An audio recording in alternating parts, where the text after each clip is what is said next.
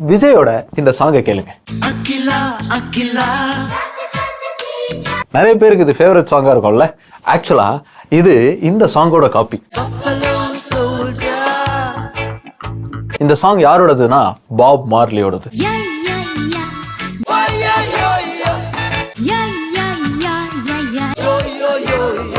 Pop மார்லியுடைய பாடல்கள் இப்படி பல வகையில ரீப்ரொடியூஸ் ஆயிருக்கு. அவருடைய இசை மட்டும் இல்ல, அவருடைய லிரிக்ஸ் கூட பல பேருக்கு இன்ஸ்பிரேஷனா இருந்திருக்கு.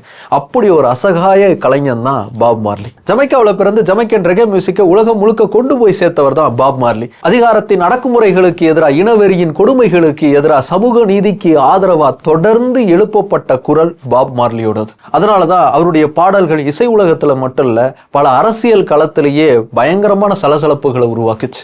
கேன்சரோட சண்டை போட்டுக்கிட்டே அவர் உருவாக்கின அற்புதமான பாடல்கள் அவரை புகழின் உச்சத்துக்கே கொண்டு போச்சு.